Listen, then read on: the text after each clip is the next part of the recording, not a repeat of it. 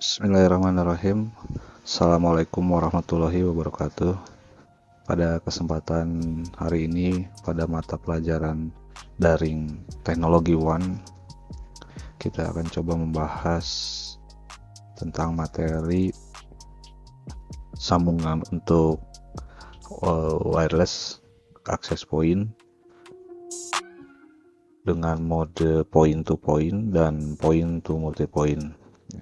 Jadi pada hari ini kita akan membahas bagaimana persiapan mengenai apa saja yang harus kita perangkat yang harus kita siapkan pada penggunaan point to point dan point to multi point pada jaringan wireless.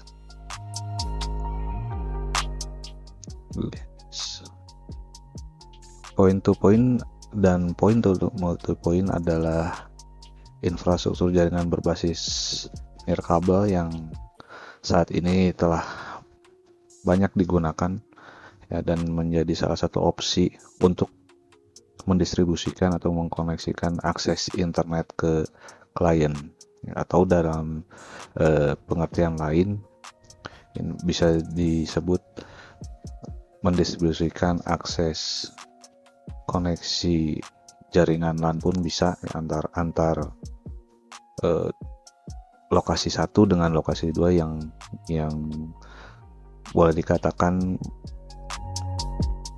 tidak memungkinkan untuk membuat sebuah koneksi dengan menggunakan jaringan kabel, karena dengan alasan pada penggunaan kabelnya yang sangat tidak memungkinkan pada letak geografis kedua lokasi tersebut. Nah, jika dilihat dari segi pendistribusian akses klien, maka jaringan wireless bisa dibedakan menjadi dua, yaitu point to point dan point to multi point. Nah, untuk point to multi point, point to point adalah metode pendistribusian akses internet yang hanya melibatkan dua lokasi saja. Topologi point to point ini umumnya dipakai oleh ISP untuk mendistribusikan akses internet. Hanya dari POP, point of presence, hanya ke satu pelanggan saja menggunakan radio wireless. Syarat sebuah jaringan wireless dikatakan sebagai point to point adalah jika hanya terdapat satu radio station saja yang terkoneksi ke access point. Nah, untuk lebih jelasnya kita lihat gambar berikut ini. Nah, di sini sudah ada salah satu topologi, contoh gambar topologi untuk point to point. Selain dipakai oleh ISP, pendistribusian akses internet secara point to point juga ini biasa digunakan oleh sebuah perusahaan atau instansi ya, untuk menghubungkan dua kantor yang jaraknya cukup jauh dan tidak dimungkinkan untuk dihubungkan menggunakan kabel, baik itu kabel UTP ataupun fiber optik ya, karena dengan alasan letak geografisnya yang tidak memungkinkan menggunakan kabel. Nah, di sini yang artinya yang seperti sebelumnya kita lihat di sini, sebuah jaringan wireless dikatakan sebagai point to point adalah jika hanya terdapat satu radio station saja. Artinya jika terdapat lokasi yang akan kita koneksikan dengan lokasi asal ya. Lokasi asal atau lokasi sumber ya, source-nya itu ini menggunakan modenya access point. Sedangkan lokasi yang akan kita tuju, yang akan kita distribusikan sebuah datanya, yaitu kita namakan dengan mode, kita beri konfigurasinya secara konfigurasinya ini kita konfigurasikan sebagai station. Nah, ini yang kita nantinya akan kita coba buat menggunakan access point, sehingga jika kita memilih dengan topologi point to point, syaratnya yang pertama itu ada dua lokasi yang artinya tidak tidak sudah diperhitungkan, kita sudah menggunakan kalkulasi bahwa lokasi 1 dan dengan lokasi 2 tidak ada halangan atau sebuah, nantinya akan ada teori tentang LOS ya, line of sight-nya seperti apa. Nah, dari lokasi sumber itu menggunakan mode access point, dari lokasi asal itu menggunakan mode access point, dan lokasi tujuan, lokasi kedua atau klien yang akan kita tuju itu menggunakan mode station. Nah, di sini contohnya ada sambungan internet, lalu menggunakan router. Dari router ini mungkin kalau ibaratnya ke bawahnya di sini ada beberapa sambungan LAN ya, mungkin ya. Ada LAN 1 misalnya, ada LAN 2. Nah, sedangkan ketika sebuah perusahaan yang letaknya cukup jauh, boleh dikatakan cukup jauh itu misalnya antara sekitar 5 km sampai 20 atau 30 km ya. Contohnya seperti itu. Lalu menggunakan sebuah perangkat access point ya, perangkat access point.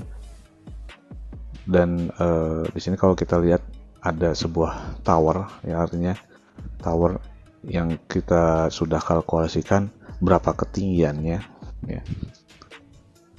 Berapa ketinggiannya yang nantinya setelah hasil kalkulasi itu kita dapatkan, sehingga bisa ditentukan berapa ketinggian yang nantinya bisa memberikan sebuah sinyal atau sebuah akses data yang cukup baik menuju ke sumber tujuan.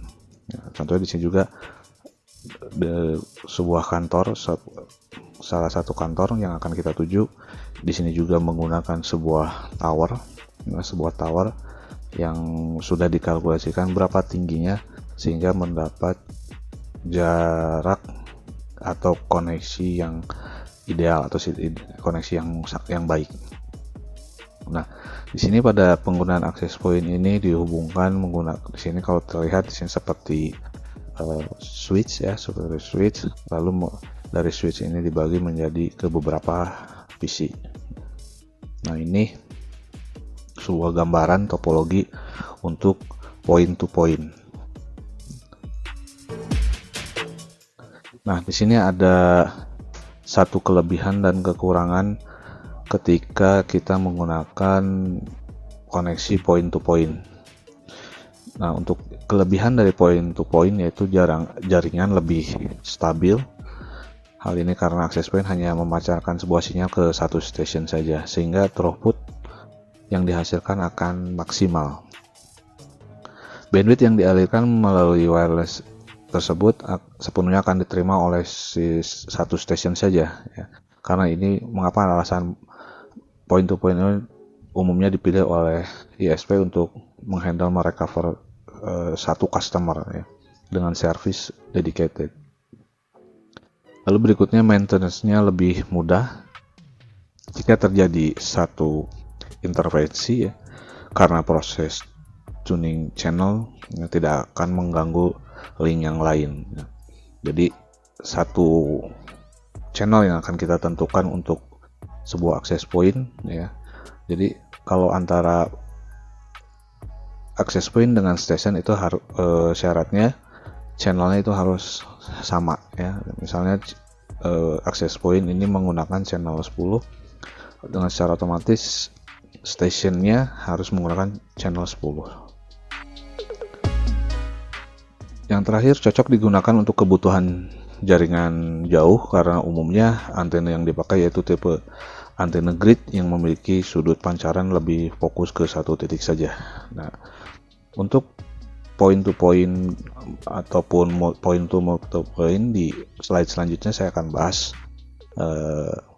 seperti apa yang untuk sambungan point to point dan point to multipoint yang menggunakan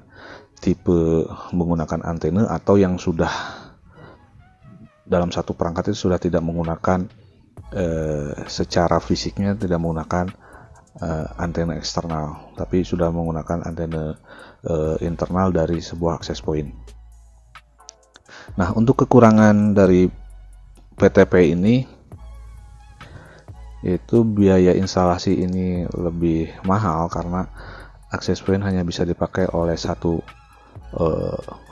radio station klien saja ya. Artinya jika ada 10 klien berarti si kantor A tersebut harus memasang 10 radio access point juga ya.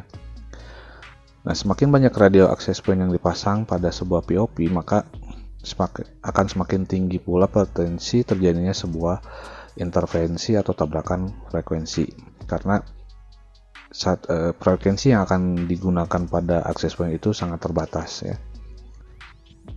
Pada umumnya antara 1 sampai 10 ya, 10 frekuensi yang bisa digunakan pada sebuah access point. PTP ini hanya bisa diterapkan pada jaringan radio wireless untuk menghubungkan antar lokasi saja, satu lokasi dengan lokasi kedua.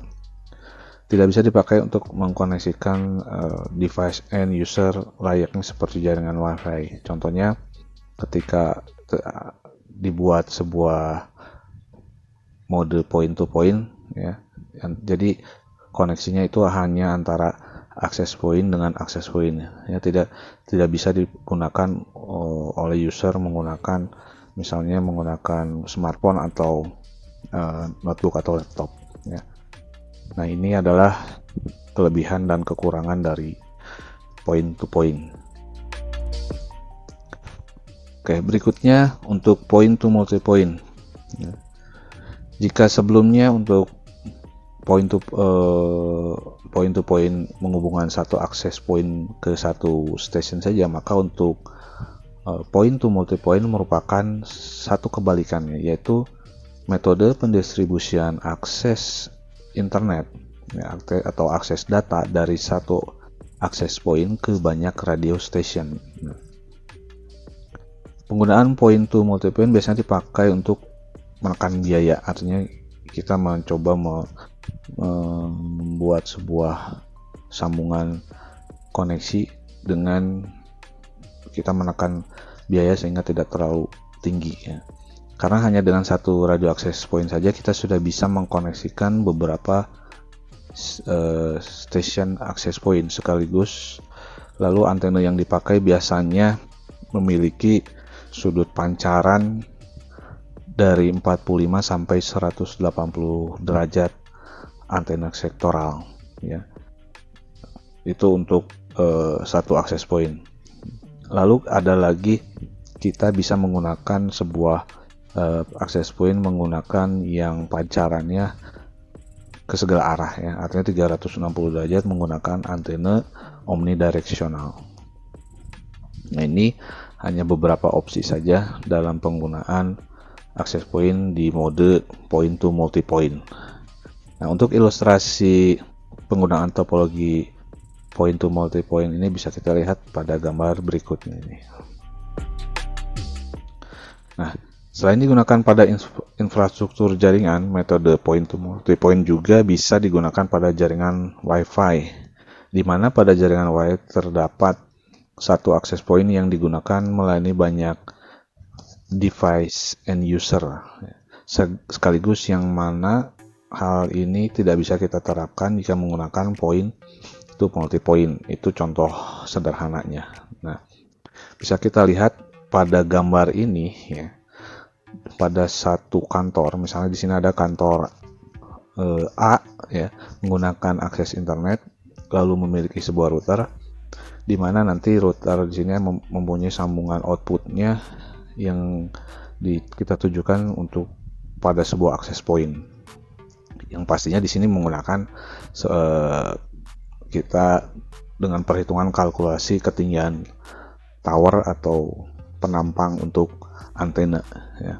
Nah, yang dinantinya sebuah lokasi ini akan kita sebar menjadi ke beberapa lokasi ya, dengan asumsi ini misalnya di atas jaraknya di atas 5 km lah misalnya, seperti itu. Lalu kita sambungkan ke kantor B lalu dengan kantor C di sini. Pada masing-masing tujuan di sini saya masih tetap menggunakan modenya mode station ya. Di sini ada station 1, ada station 2 ya. Lalu nanti end usernya atau end device-nya itu menggunakan PC. Nah, untuk pada saat praktek nanti kita akan ada beberapa opsi ya, untuk yang point to multi point, lalu point to point ya. End device-nya akan seperti apa? Apakah di sini kita menggunakan switch atau akan kita menggunakan sebuah router lagi untuk membagi menjadi jaringan LAN. Oke. Nah, ini lokasi berikutnya juga hampir sama, yaitu masih menggunakan mode station. Nah, ini adalah satu contoh topologi point to multi point. Nah, berikutnya ada kelebihan dan kekurangan dari point to multi point. Untuk kelebihannya yang pastinya di sini menghemat anggaran atau budget atau biaya ya, karena hanya dengan satu radio access point kita sudah bisa menghubungkan beberapa lokasi ya, atau beberapa radio station sekaligus. Point to multipoint ini bisa diimplementasikan pada jaringan Wi-Fi untuk mengakomodir kebutuhan internet secara langsung ke device end user ya. Lalu kekurangan dari point to multipoint ini kurang cocok dipakai untuk kebutuhan jarak jauh ya. Jadi di sisi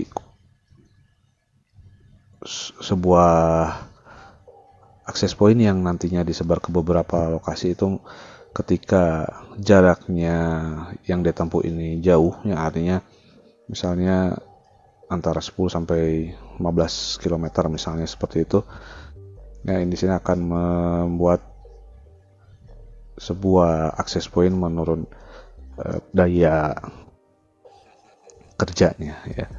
Lalu untuk yang berikutnya, sulit atau untuk dalam sisi maintenance jika terjadi intervensi di salah satu link, karena proses maintenance-nya akan berimpact pada ke semua station yang terkoneksi ke access point yang sama.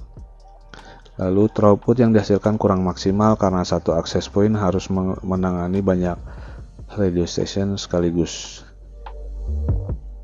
Berikutnya, bandwidth yang dialirkan akan terbagi tergantung banyaknya jumlah radio station ya, yang secara otomatis yang tadinya ketika kita menggunakan mode point to point yaitu satu bandwidth yang hanya fokus kepada satu station saja, sedangkan untuk point to multipoint ini akan dibagi menjadi beberapa station ya, sehingga akan menjadi bandwidth tersebut akan terbagi secara konfigurasinya. Nah, ini untuk kelebihan dan kekurangan dari point to multipoint. Nah, untuk perangkat jaringan wireless atau nirkabel dan alat pendukung dari point to point dan point to point, yaitu untuk pada saat ini, kondisi saat ini, access point yang kita gunakan memang khusus ya, yang digunakan untuk outdoor, artinya yang dia rentan terhadap cuaca panas, hujan ya, seperti itu. Nah, untuk produknya tidak hanya pada satu produk, banyak. Saya di sini menggunakan ada 3 produk. Contohnya di sini saya menggunakan produk TP-Link, lalu Microtik, lalu berikutnya dari Ubiquiti ya. Nah, di sini untuk budget dari atau sebuah harga kisaran ya, sebuah harga kisaran perangkat WiFi di sini, ini kalau dari sisi nilai harga minimal misalnya sebuah perusahaan ingin membuat sebuah koneksi point to point, artinya untuk satu perangkat ini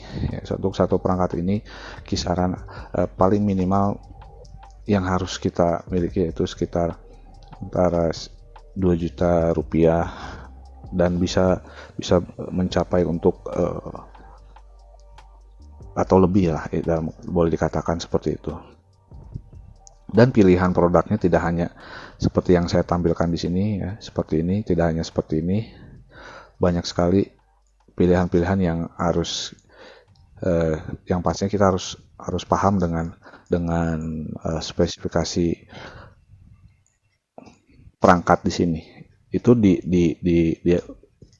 dihubungkan dengan kebutuhan kita. Kebutuhan kita misalnya mengkoneksikan point to point atau point to multi point untuk jaraknya berapa, lalu untuk ketinggian berapa yang idealnya untuk koneksi antara dua lokasi ya. Nah, untuk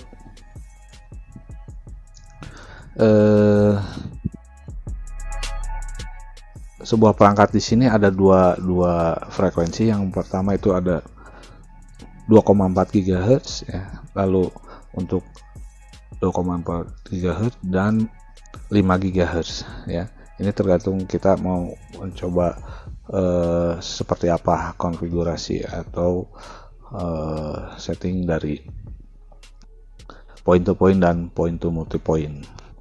Nah, kalau kita lihat di sini, artinya contoh yang saya ambil misalnya yang untuk TP-Link ya, 2,4 GHz 300 Mbps, lalu ada 9 dBi ya. Untuk outdoor CPE bisa terlihat pada gambar satu perangkat TP-Link di sini dia sudah memiliki antena eksternal ya. Di sini kalau tidak salah ini menggunakan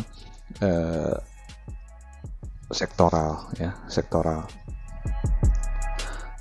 Nah, di sini jika kita ingin membuat sebuah koneksi sambungan point to point, ingin lebih jauh lagi jangkauannya, kita bisa menggunakan tambahan atau antena eksternal, yaitu antenanya menggunakan antena grid, karena di sini produk ini sudah menyediakan konektor yang menggunakan antena eksternal, biasanya seperti itu. Nah, di sini untuk konfigurasinya masih tetap sama menggunakan sistem operasi dari TP-Link, berbeda dengan Makrotik ini ya. Jadi dia ini seperti di sini tertera 2,4 GHz 802.11 B, G, dan N ya. Nah, di sini kalau dilihat radionya ada di sebelah mana atau perangkatnya itu ada di dalam sini, misalnya seperti itu ya, menggunakan sistem operasi Makrotik OS. Nah, kalau untuk ini contohnya dari Ubiquiti 5 GHz 27 dBm, artinya ini bisa sangat jauh ya kalau dibandingkan dengan yang ini ya, 9 dBi. Idealnya ini kalau untuk 9 dBi ini bisa mencapai 3 km sampai 5 km lah kalau idealnya. Nah, kalau untuk yang Ubiquiti ini untuk 5 GHz lalu 27 dBm ya, dia sudah bisa mencapai jangkauan yang sangat jauh. Lalu untuk interface dari LAN-nya sudah menggunakan gigabit, artinya di sini per 1000 ya. Kalau masih menggunakan 100 MB ini masih belum teknologi yang sebelumnya lah, tapi di sini sudah sampai 10/100/1000 sudah menggunakan koneksi gigabit ya. Dan masih banyak lagi device atau access point yang menggunakan produk lainnya ya. Berikutnya, nah di sini bagaimana cara kita menentukan sebuah, contohnya untuk point to point dan point to multi point. Artinya ada salah satu sumber yang kita tetapkan sebagai access point dan sumber tujuan ini saya akan menggunakan dengan mode station. Artinya kita menggunakan bisa menggunakan dua perangkat yang sama ya dengan tipe yang sama. Nah, misalnya contoh saya menggunakan TP-Link yang tadi digambarkan, ya TP-Link dengan TP-Link. Nah ini sehingga akan menjadi sebuah point to point. Tapi jika kita menggunakan 3 akses point, nah, artinya kita menggunakan point to multi point. Nah, pertanyaannya apakah memang harus pada kondisi contohnya untuk point to point, apakah harus di sini harus sama perangkatnya, tipenya atau produknya? Ya, artinya jawabannya kalau yang mendukung dengan point to point artinya ini antara kedua perangkat ini harus kompatibel, ya. Bisa saya di sini menggunakan TP-Link, di sini menggunakan misalnya perangkat Ubiquiti misalnya, seperti itu. Artinya harus kompatibel. Kompatibel dari sisi misalnya penggunaan frekuensi, channel, ya, yang dihasilkan nantinya. Begitu juga dengan point to multi point. Ya, tidak memungkinkan di sini kita menggunakan salah satu dari perangkat radio ini menggunakan produk lain, ya. Syarat utamanya di sini harus kompatibel pada saat penggunaan frekuensi dan channel.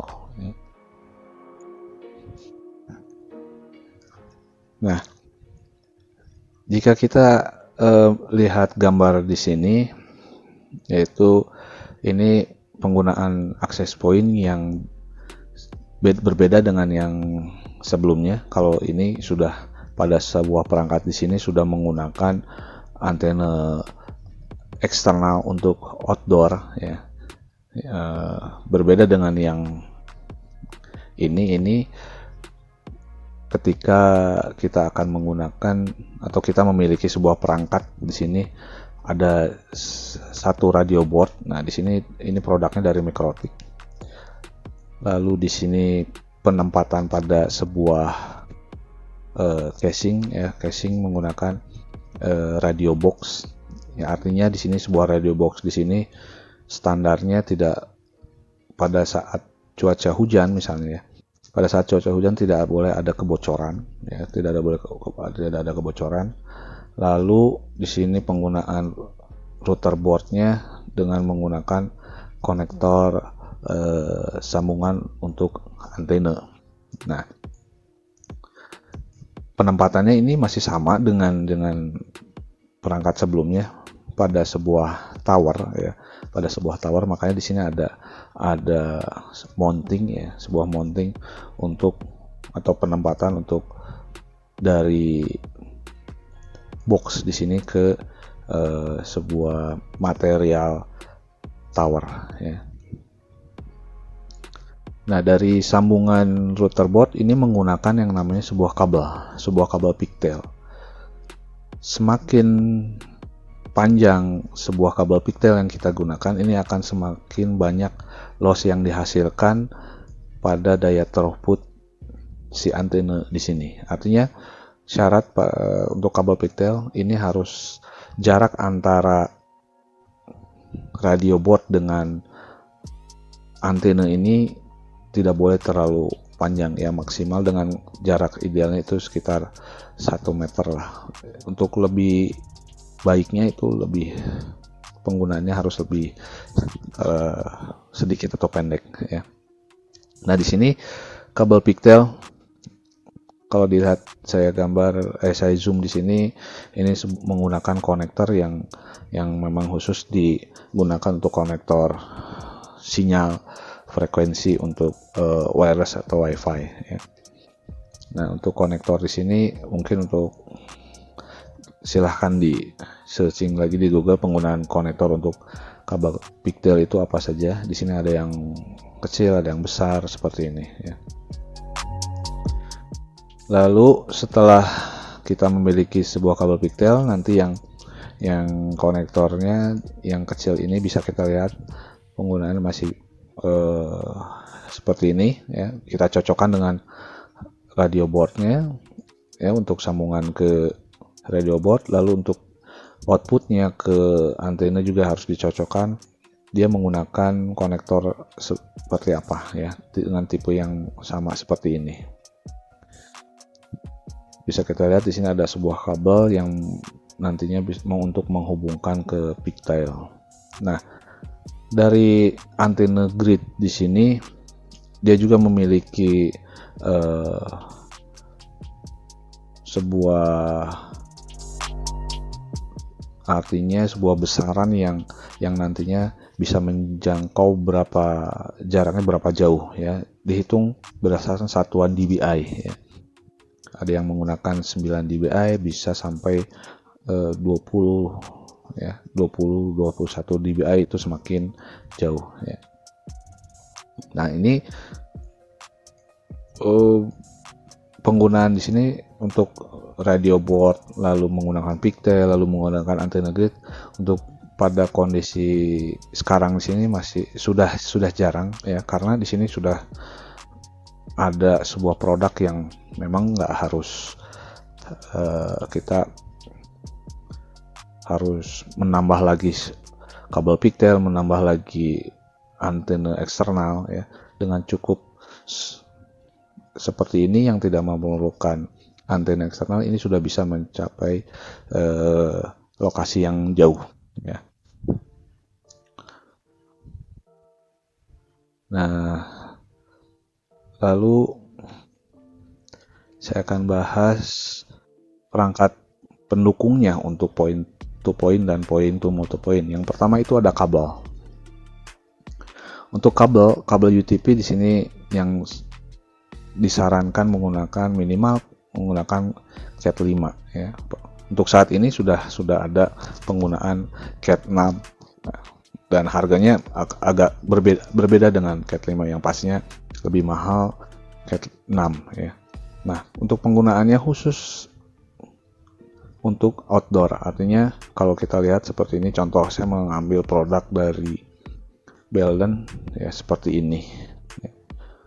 Nah, kalau kita lihat isi dari sebuah kabel UTP outdoor ya, artinya kita bisa lihat di sini berbeda dengan UTP yang biasa kita bisa dipergunakan di indoor ya.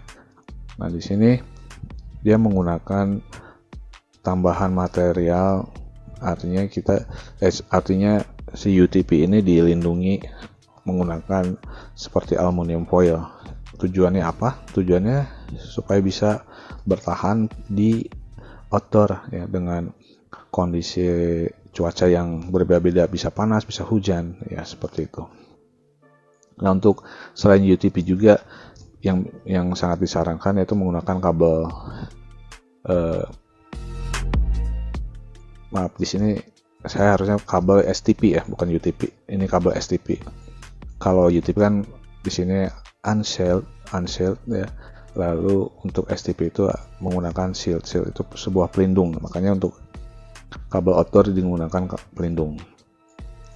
Lalu berikutnya adalah PoE ya, Power over Ethernet, artinya sebuah sumber daya listrik untuk perangkat yang sangat tidak mungkin kita menggunakan sumber daya ini kita gunakan di luar, karena akan sangat berbahaya ya. Berbahaya, bisa mengakibatkan permasalahan ya.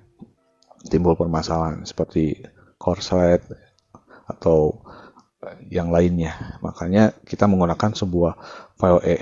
Setiap perangkat yang kita gunakan, contohnya seperti ini ya, perangkat ini sudah ketika kita membeli sebuah perangkat ini, di dalam sebuah paketnya sudah mendapatkan yang namanya PoE, lalu kita mendapatkan yang namanya adaptor ya, sebuah adaptor.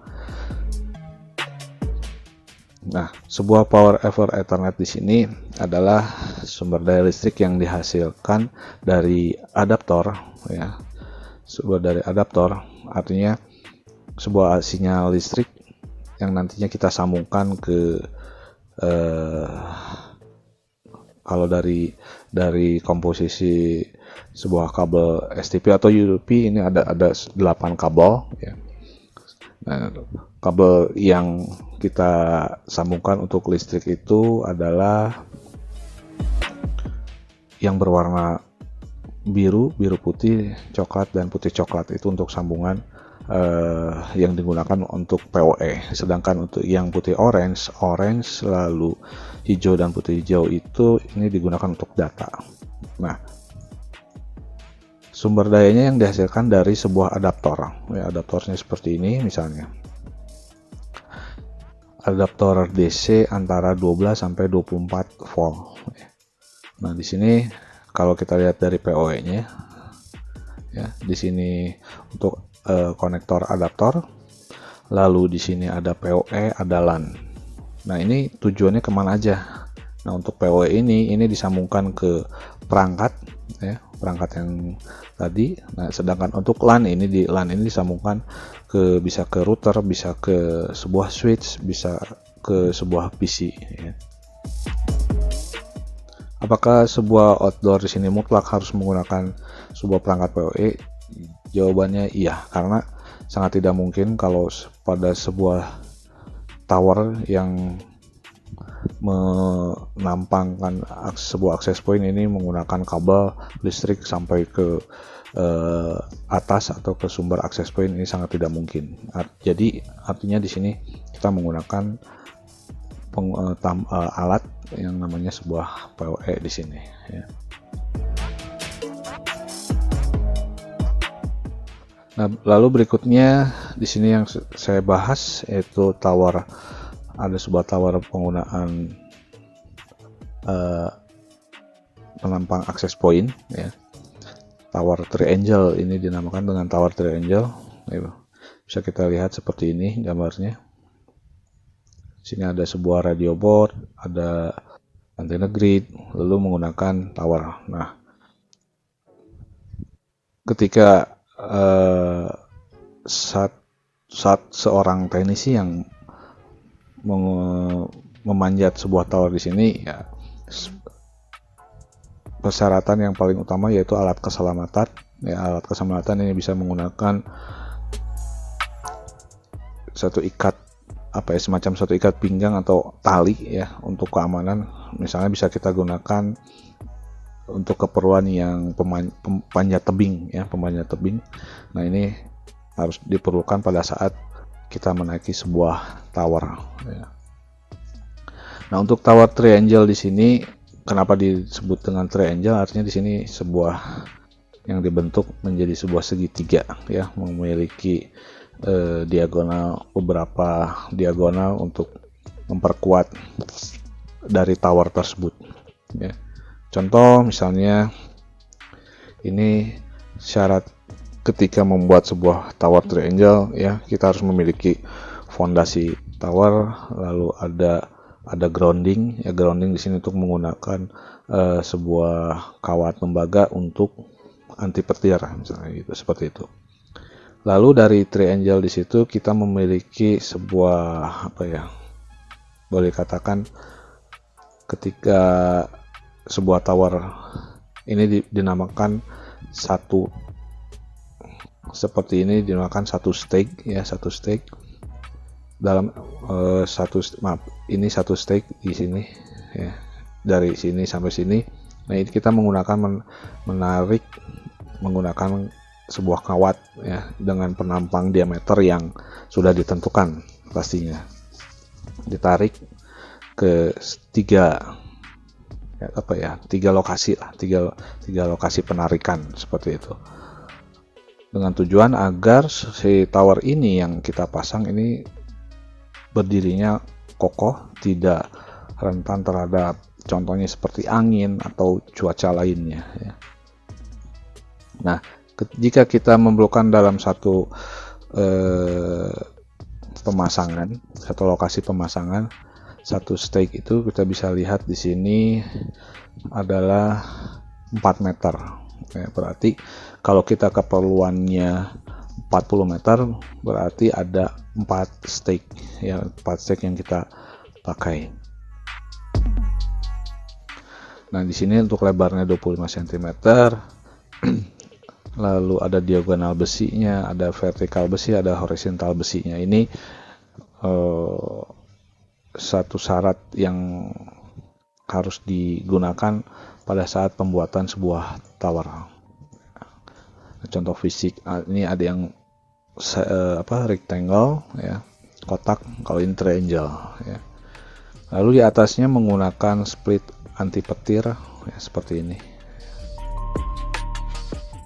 Nah, penangkal petir ini mutlak ketika kita menggunakan sebuah tower seperti ini mutlak harus ada ya, karena ketinggian ketika kita menggunakan tower triangle artinya di sini menggunakan ketinggian minimal misalnya 10 meter dari permukaan tanah ya. Artinya dengan kondisi 10 meter itu bisa melebihi dari atap sebuah bangunan. Ketika ada sebuah tower yang melebihi dari atap bangunan atau bangunan rumah ya, itu wajib memiliki yang namanya penangkal petir seperti ini ya. Bagaimana syarat dari penangkal petirnya? Silakan, banyak sekali sekarang di internet ya, untuk yang baiknya seperti apa. Nah, pada umumnya di sini merupakan seperti besi logam atau ya, logam besi. Lalu di sini menggunakan kabel tembaga ya, dari sini kabel tembaga yang nantinya akan kita tanam ke ground atau tanah ya, seperti ini, grounding tower.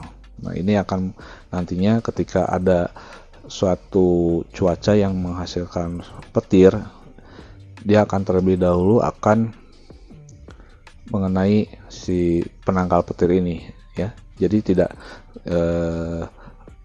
langsung mengena ke si antena atau ke perangkat radio. Nah, apa jadinya kalau misalnya seandainya kita tidak menggunakan penangkal petir? Nah, ini akan sangat memungkinkan ketika ada cuaca buruk, misalnya ada sebuah petir yang langsung menyambar ke antena atau radio, sehingga yang pada saat ketika sebuah petir menyambar sebuah radio ya, artinya fatalnya akan rusak ya, radio boxnya atau radio routernya akan rusak.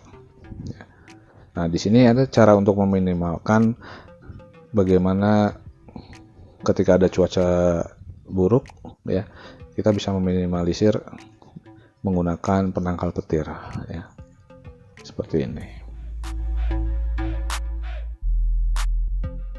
Nah, untuk sambungan ini ketika kita sudah bisa menentukan perangkat apa nantinya yang akan kita gunakan, yang pastinya kita harus bisa mengkalkulasi bagaimana jarak antara kedua lokasi. Artinya di sini secara teori ada yang dinamakan dengan line of sight atau LOS ya, dimana yang sebuah lokasi satu dengan lokasi kedua yang dinamakan dengan LOS itu ada yang dinamakan sebuah frictional zone ya. Ini sudah ada kalkulatornya, bisa menggunakan kalkulator di internet ya. Kalau kita browsing perhitungan ketinggian tower ya, jarak yang nantinya kita coba dari lokasi A ke lokasi B ya, sehingga nantinya akan mendapatkan sebuah sinyal frekuensi yang baik. Di sini ada frictional zone, artinya dia tidak ada gangguan sama sekali dengan letak geografis dari lokasi kedua tersebut ya. Berbeda dengan gambar kedua, di sini ada near line of sight atau NLOS, artinya di sini masih ada objek yang terkena dengan frictional zone tersebut ya. Lalu gambar ketiga ada non line of sight atau NLOS. Kalau di sini n-nya n kecil, kalau di sini n-nya n besar, artinya ada objek yang menghalangi jarak antara lokasi A dengan lokasi B, lalu mengganggu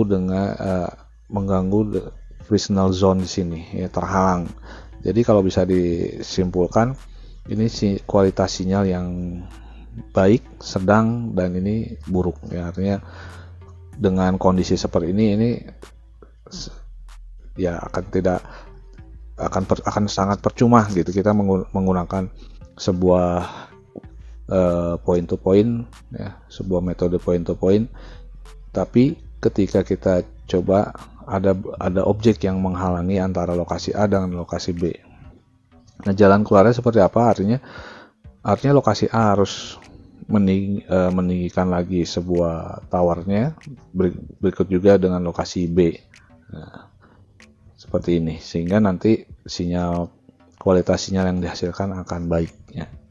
Nah, berapa sinyal ideal yang akan dihasilkan yang baik? Ya, itu ada ketentuannya berdasarkan kualitas sinyal. Misalnya kita hitung dengan berapa desibel ya, di minus berapa, contohnya seperti itu.